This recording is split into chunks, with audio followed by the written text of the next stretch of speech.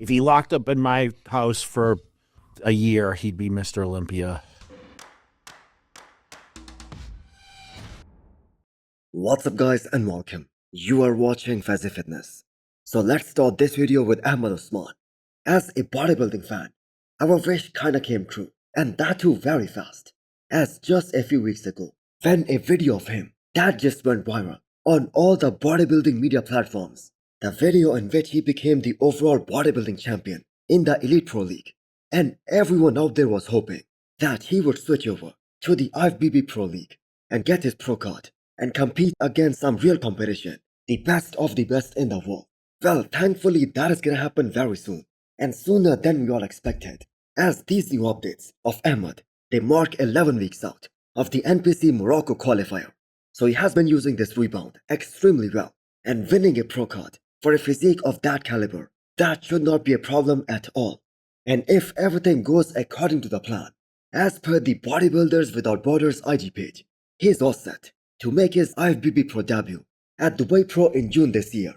Now, judging by his weight in these updates and how he looks, I think he might go for that 212 plus. Because as great as his shape is, and as aesthetic as this guy is, and the way he appeared at the One Classic last month, he did not have that IFBB Pro level of conditioning back then, especially from the back.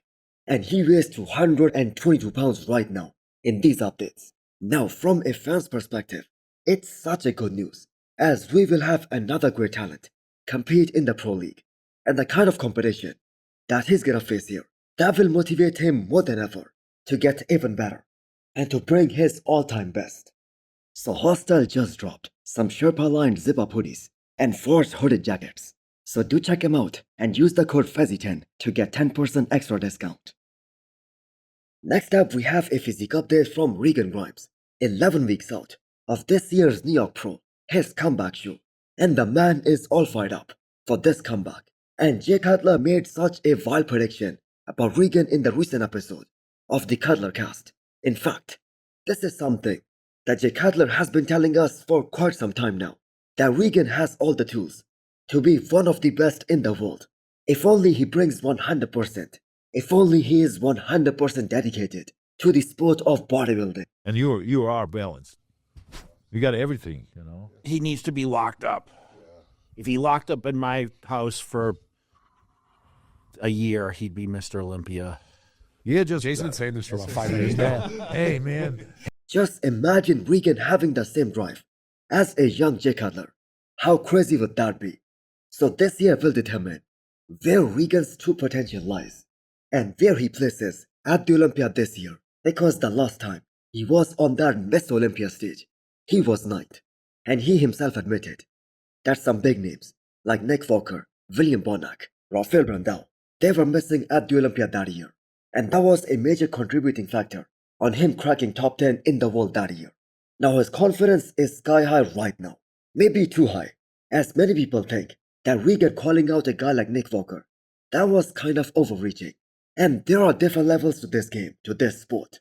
Are you eager to get back on stage and be at that level competing with these guys? Yeah, I'm excited this year. I can't wait. Yeah, I think I've got the size now. Now it's just like coming in, at my best, 100%. Do you ever target? But the point is that we haven't seen the upgrade version of Regan Grimes just yet, as the man has put in a lot of effort in this past offseason. I mean, he sat out of the Olympia last year just to get bigger, to grow.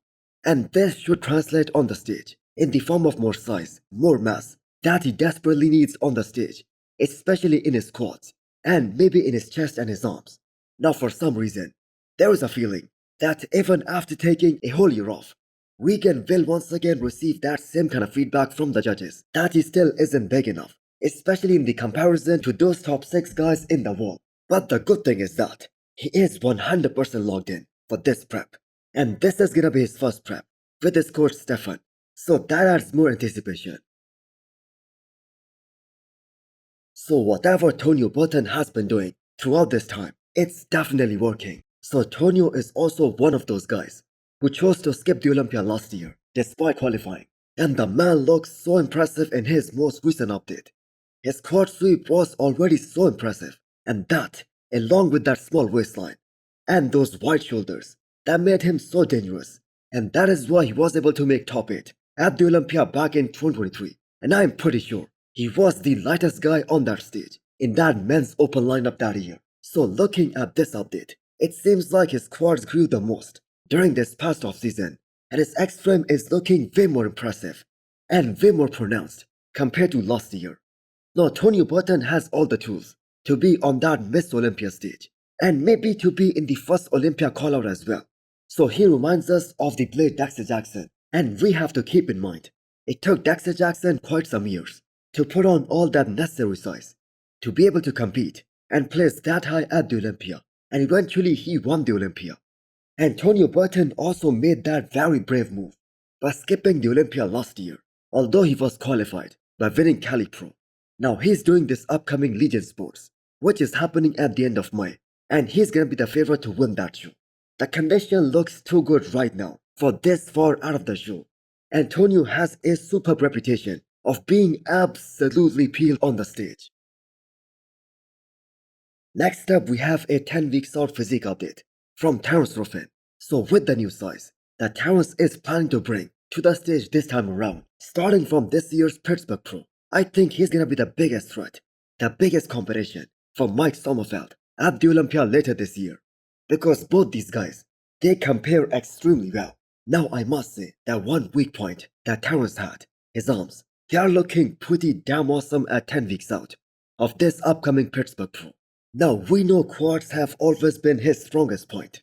They have always been his strength, and I hope people haven't forgotten that this is a 2 times Olympia runner-up we are talking about. And he's the only guy to have won the Arnold twice in his career in this division. Plus, he fits that criteria of quote-unquote being very classic. And one more thing is that he's the real OG of classic physique division, as all the other guys who competed back in 2016, the year this division was created, they have all either retired or moved on to different divisions, which is the case of Breon Ansley. So the competition who is getting ready for this upcoming Pittsburgh Pro, they must worry a bit after looking at this update of Terence Ruffin, because at 10 weeks out, Terence being in that sort of condition, that only means one thing, that the man is gonna be at his all-time best. So I think the year off that Terence took last year, that is gonna make one hell of a difference in that final look of Terence. And this update right here, that is just a glimpse of what an additional of 10 pounds are gonna look like on his frame, and we just have to wait 10 more weeks. So McGregor became one of the biggest classic physique star at this year's Arnold. He was able to beat 2 guys who beat him at the Olympia last year, Vissers and Michael the Bull. And just get ready for another rematch between McGregor and Wesley, as he just gave a hint that he's doing this upcoming Detroit Pro. And it kind of makes sense, as the man is in a great shape right now and securing his Olympia spot with another 3.5 weeks of dieting. That seems like a good plan. So Chris Aceto and Matt's work together over the last 2 years, that has to be one of the best in classic physique division, maybe ever since this division was created. The man got bigger, he got muscular, and still he managed to present his physique in the most aesthetic way possible. So the only thing that might hold him back, that is his back width, which he can definitely work on in the future. Now Wesley Vissers was already confirmed for this upcoming Detroit Pro, even before this year's Arnold, and there was some talk about Wesley getting into some health issue in the last few weeks leading into this year's Arnold. But I think at this point, Matt is gonna be the favorite to win that show. He has such a great balance between his upper and lower body. His quads are insanely massive, and they have amazing separation, and his balance top to bottom is just amazing. Unlike Wesley, whose biggest weakness, they are his quads. But as of right now, I am very excited to see this battle one more time. So hit the thumbs up button if you liked the video, and smash the subscribe button if you wanna come back for more. Thanks for watching.